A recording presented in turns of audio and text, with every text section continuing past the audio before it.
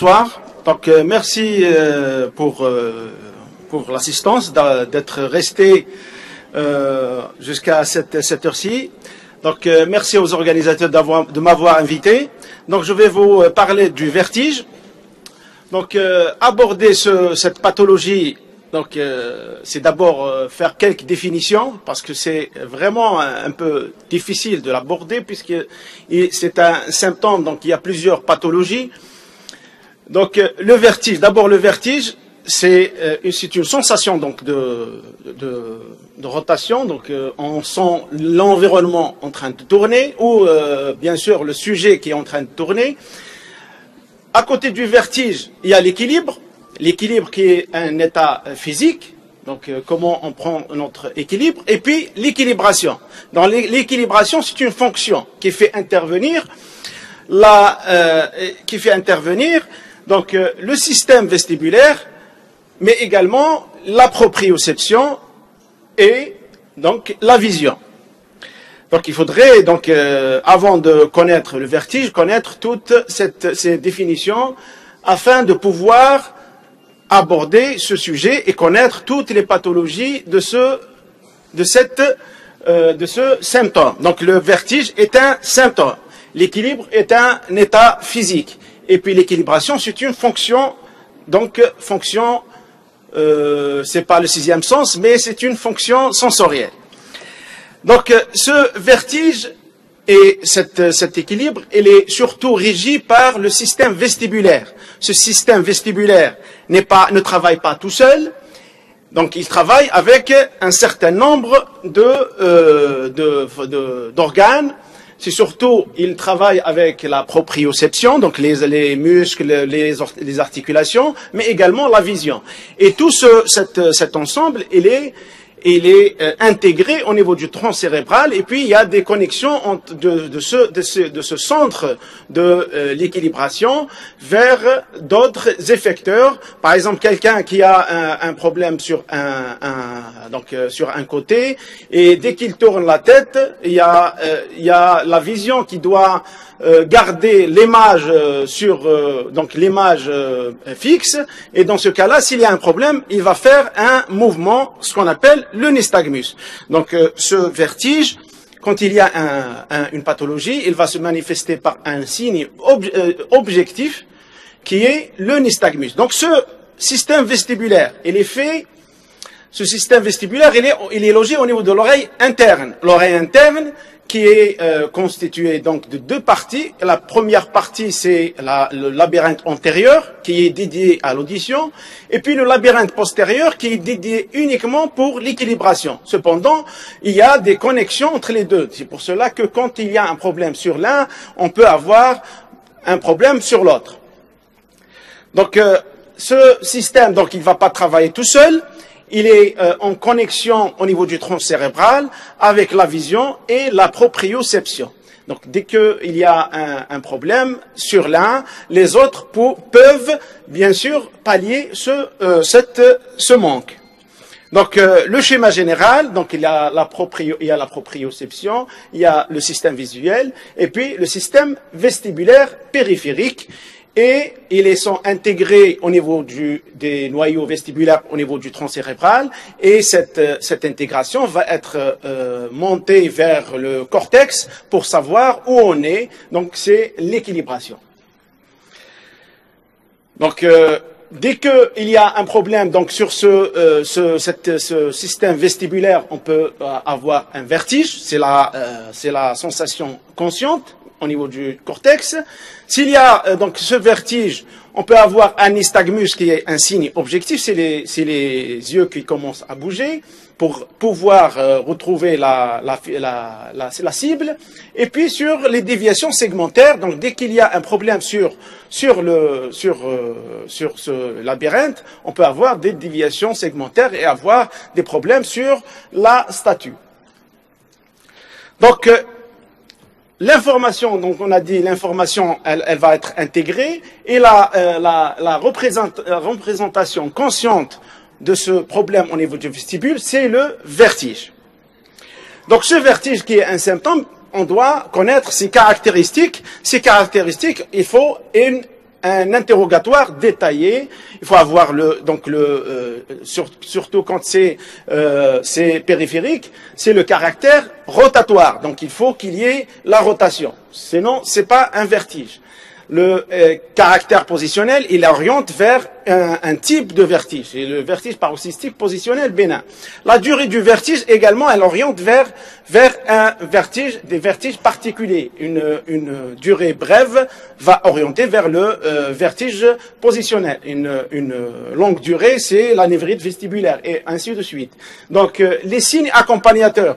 S'il y a un vertige et un problème au niveau de l'audition, donc on va se dire qu'il s'agit d'un problème au niveau de l'oreille interne.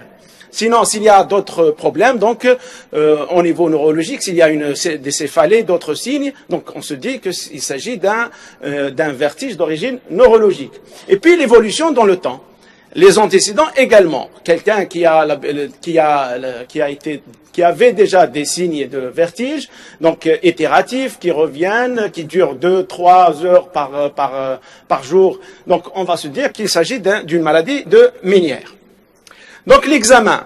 L'examen clinique, il va d'abord rechercher le nystagmus. C'est le signe objectif du vertige. Et puis un examen vestibulaire détaillé.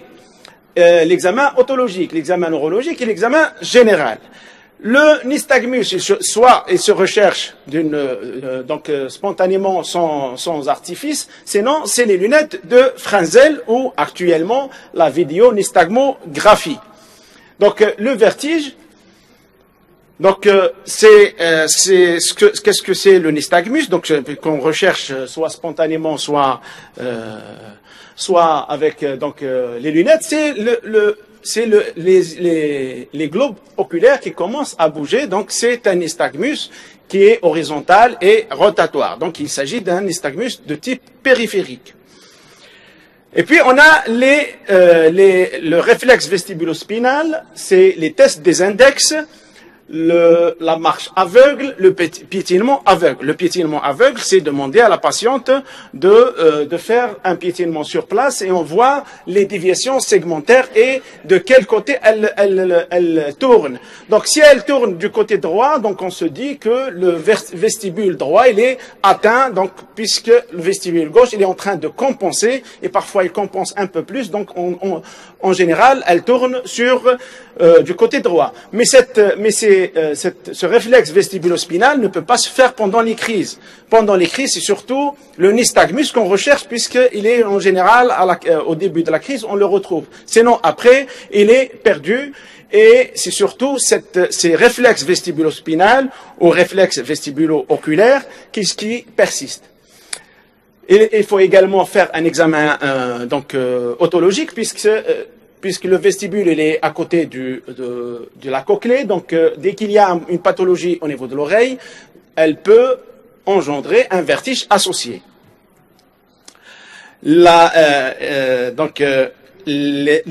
Parmi les examens à faire, donc la manœuvre de Dix et Alpay, qui est une manœuvre qui est un petit peu acrobatique, mais elle est facile à faire.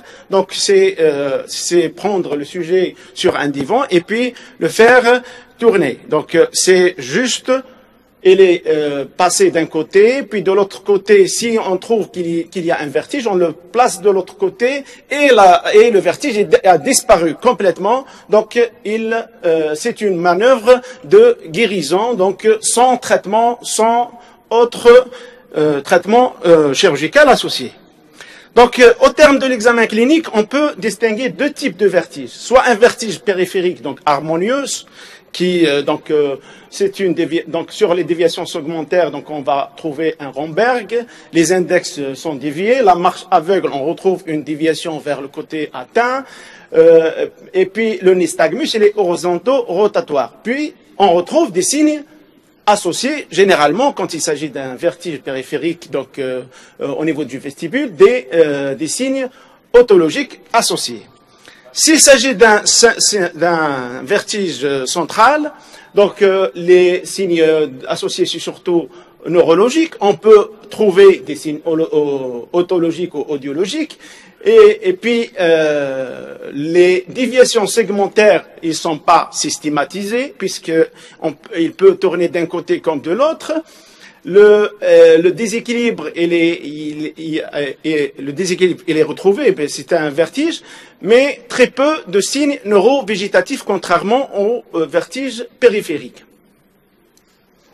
Donc, si on fait une comparaison pour le vertige d'origine périphérique et centrale, donc le début pour le périphérique, il est brusque, pour le central, il est progressif, sévérité, il est intense pour le périphérique, donc la récurrence, il est récurrent, il est paroxystique, l'exagération par les mouvements, il est exagéré, là, il est généralement unilatéral, nystagmus, il est en général horizonto-rotatoire, il est fatigable, et puis les signes auditifs, on les retrouve en général. La membrane tympanique peut être normale ou pathologique.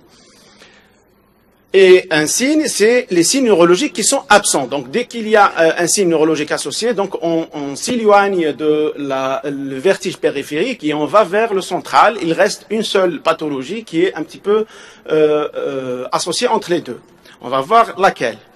Donc, les examens complémentaires, généralement des examens pour essayer de conforter un petit peu le diagnostic. C'est les examens audiologiques, c'est l'audio-impédance-métrie, pour voir si c'est endocochléaire ou rétrocochléaire.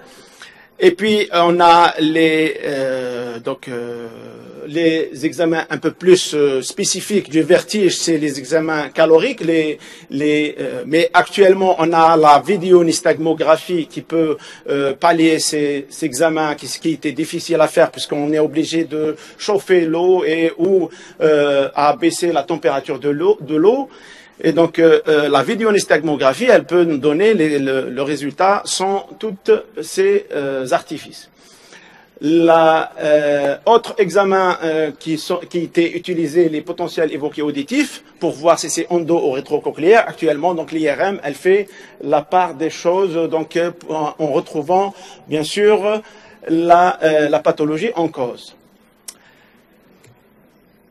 Maintenant, pour le diagnostic différentiel, il y en a beaucoup. C'est pour cela que, en général, elle fait, en médecine générale, c'est 5 à 10% des consultations. C'est les potentiels orthostatiques, les hypoglycémies, les vertiges circulatoires, les désordres métaboliques, les hypercholestérolémies, les intoxications, bien sûr, les vertiges psychiques, puisqu'il en existe.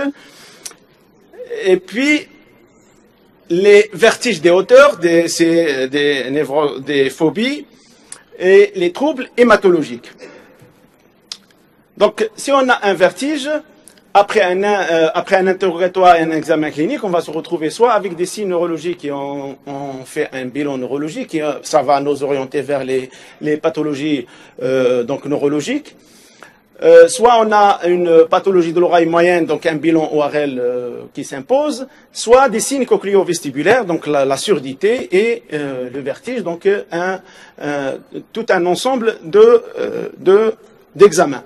Et puis on a le vertige de position. Le vertige de position, c'est faire la manœuvre de Dix et Alpike. Si elle est positive, donc on fait la manœuvre inverse, qui est la manœuvre de Semans, qui est la manœuvre libératoire, qui fait le traitement. Donc, il y a tout un ensemble d'examens à faire, donc c'est pas très important. L'essentiel, c'est de connaître les pathologies les plus retrouvées. C'est la maladie de Ménière, qui est en général idiopathique. Elle peut être également auto-immune. Elle peut être pressionnelle, vasculaire, donc toutes les étiologies peuvent être retrouvées. En général, justement, il n'y a pas d'étiologie bien spécifique. C'est pour cela qu'on dira qu'il s'agit d'une maladie de Ménière uniquement. Donc, si on trouve une étiologie, donc elle va rentrer dans l'étiologie qui la sous-tend. Mais cette maladie de Ménière, elle est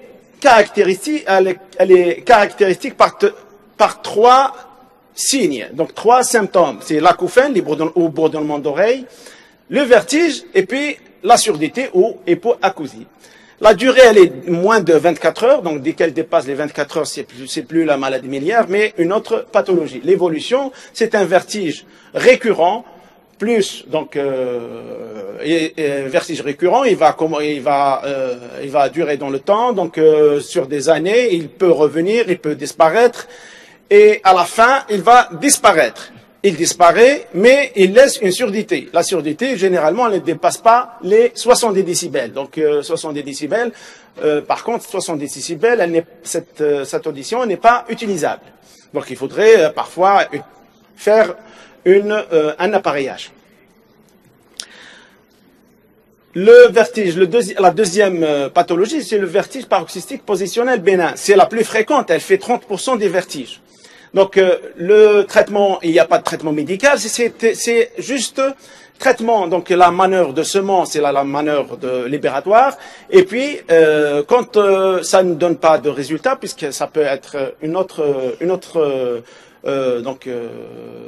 autre canal qui est en cause. Donc, l'habituation, donc la rééducation, donc et faire la même manœuvre qui donne le vertige. Avec le temps, le cerveau va prendre en charge ce vertige et l'enlever de son répertoire. Là, donc les autres atteintes, donc du labyrinthe, donc elle peut être post-traumatique, elle peut être toxique, donc toutes les pathologies donc peuvent donner à un certain moment un vertige. L'atteinte du nerf vestibulaire, c'est soit une névrite vestibulaire, donc c'est généralement atteinte virale ou bactérienne. Donc à l'interrogatoire, on trouve un contexte épidémiologique et puis le vertige, il commence avec une grande crise de vertige qui dure en général plus de 24 heures jusqu'à une semaine. Mais c'est un vertige qui diminue avec le temps et lorsqu'il y a une compensation, il y a disparition de ce vertige. Donc l'évolution, elle est favorable. Le neurinome du 8, donc une IRM de la fosse cérébrale postérieure retrouvera cette tumeur. Le traitement, soit il y a trois options, donc soit surveillance, parce qu'il y a certains neurinomes qui involuent ou restent, soit chirurgie, soit également la radiochirurgie, ce qu'on appelle la gamma knife, avec gamma knife, donc c'est une radiothérapie un peu particulière. Les atteintes centrales, c'est surtout le syndrome, donc les atteintes centrales, c'est en général, donc ça peut être une tumeur au niveau du cerveau, donc qui peut donner ce vertige, mais c'est surtout le syndrome de Wallenberg qui va entraîner donc et un vertige périphérique et un vertige d'origine centrale. Donc ça va être un petit peu plus compliqué. Donc les atteintes centrales, il y a plusieurs atteintes, donc les toxiques, les tumeurs cérébrales, toutes les tumeurs. Et puis on a la sclérose en plaques. Parfois, elle commence par atteinte du nerf vestibulaire et ça peut justement faire un diagnostic différentiel avec le neurinome. Donc le traitement, il y a un traitement d'urgence et puis un traitement de l'étiologie. Le traitement d'urgence, c'est le traitement de la crise, crise du vertige périphérique surtout. Donc les antivertigineux par os ou en intraveineux. Donc un antiémétique, un anxiolytique. Donc cependant, ces antivertigineux, il ne faut pas les utiliser indéfiniment puisqu'ils diminuent la compensation qui est demandé dans ce cas-là, dans ce vertige périphérique. Sinon, on a dans les pathologies les plus fréquentes, donc le vertige paroxystique positionnel bénin, c'est la manœuvre libératoire de semence. La névrite vestibulaire, c'est viral, donc c'est un traitement donc symptomatique. Les vertiges itératifs et surtout le vertige, il y a toutes les pathologies auto-immunes, toxiques, toutes ces pathologies, c'est le traitement de la crise, puis le traitement étiologique. Et puis la maladie de Ménière. La maladie de Ménière, donc d'abord un traitement symptomatique. Il y a le traitement par médical également au long cours. Parfois, ça se stabilise. Sinon, il y a le traitement chirurgical. Il y a plusieurs types de traitements chirurgicaux. On favorise les traitements qui sont conservateurs. Donc, sinon, il y a les traitements qui sont un petit peu, qui détruisent ce labyrinthe postérieur, mais ils ont l'inconvénient d'avoir à détruire également le labyrinthe antérieur, qui est le labyrinthe pour l'audition. Cependant, actuellement, pour ces vertiges, surtout d'origine périphérique, Et il y a les implants du labyrinthe postérieur. Donc c'est une nouvelle voie qui est en train de s'ouvrir pour traiter ces vertiges.